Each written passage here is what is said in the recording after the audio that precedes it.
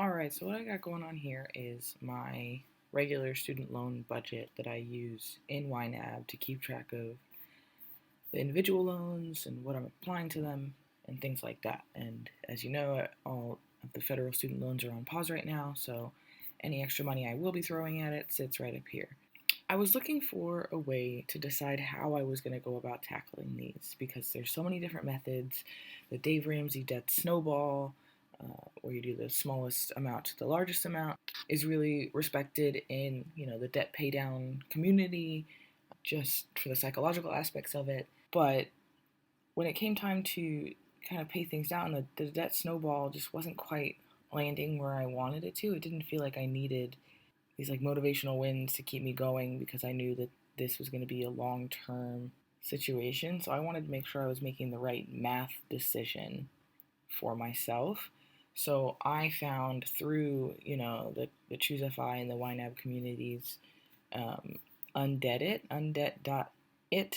This is a program just online. I use the free version. I haven't paid anything for this. And you just I have all of my loans on here individually. I have, go to the account list here. I've plugged in a couple of like interest rates that are around what they will be in May when it goes into repayment, but it's not like 100% accurate. And what I like about this is that, like, here we can look at this. I've got all my information. It keeps track of how far I've gone. I haven't made any payments to it since I set this up, but it's got things like that. You add transactions, but you can also add a promo interest rate, which anyone who has federal student loans right now knows that we're not paying interest on them until, they reactivate that interest. It's been pushed back several times, but I can say that this student loan has a promo rate of 0% interest that is now, it used to be good through January, now is good through April at least. So I can then put that in there, and so it doesn't count that interest towards my balance until it kicks back in. So I do like that. Save the update on that. So I've got my account list here, and it's, a vast amount of numbers, and there's 1,000 different ways I could tackle this. But what I can do is they have different payoff plans. So I can click on, I've got a debt snowball. That's the thing that most people do. So this would be the way that it tackled the debt snowball. And this is a large table and a lot of information, but it gives me the rundown of if I just pay $1,000 a month, which is what I'm putting towards my student loans right now, how I would pay it off. The first month I would completely pay off one of them and then pay part of the next one. And then the next month I'd put that $1,000 on the next one, and then, it just breaks down my debt snowball. It's not taking into account the minimum payments because I have the zero interest, so this would build slightly. And this is also assuming that I only put that $1,000 a month towards everything the whole time, which is, obviously not the case. I want to be upping that as much as possible. But what it does is it gives me a date of when these will be 100% paid off with this monthly budget as it is right here, and that's saying January 2052. Obviously, that's pretty far away and not really what I want to do. So what I can also do is change it, right? I can go to the Debt Avalanche, the highest interest rate first, and see how that impacts. And that puts it here. Just knock them out, do the whole thing, gives you the whole table of what I'll be doing. It gives you ads because I'm not paying for it. So that does the whole thing, and literally all the way down through every single one of these loans, $1,000 a month until November 2047 is when these would pay off. So the Debt Avalanche actually knocks a couple of years off the loans just by the nature of using the high interest rate and knocking that out early and not letting it build up over time, which is great. And that just by the numbers on timing, I love that. What I can also do is go here and compare those methods just right next to each other.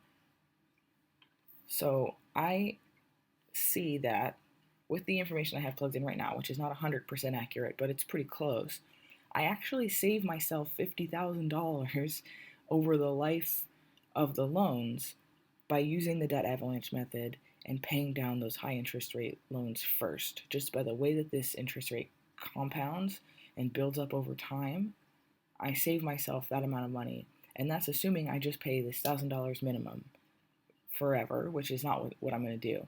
So actually, I'll be saving even more money in interest as I pay them off even faster than this. So not only am I saving myself a few years off the pay down of these loans, but I'm also saving myself $50,000 in interest.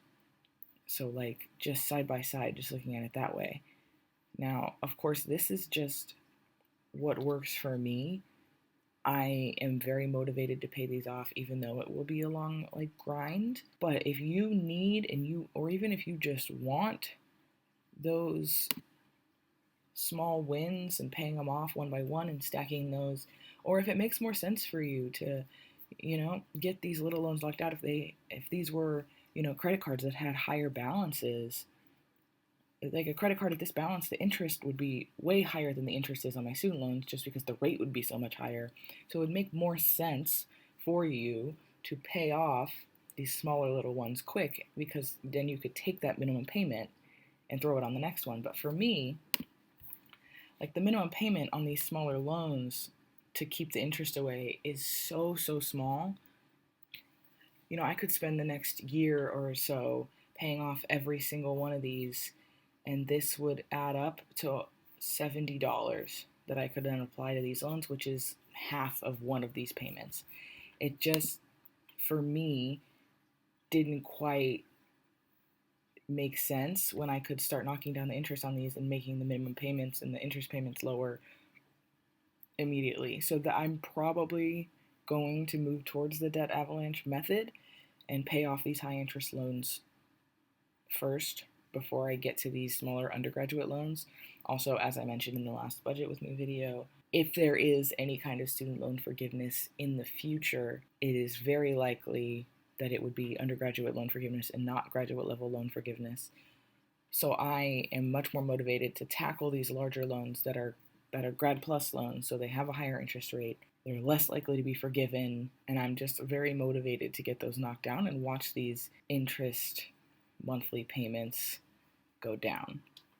Now, I do keep referring to these numbers as the minimum payment. That's not going to be what my minimum payment is. I'm on an income-based repayment plan, and before COVID, my income-based repayment number was like $300 and something.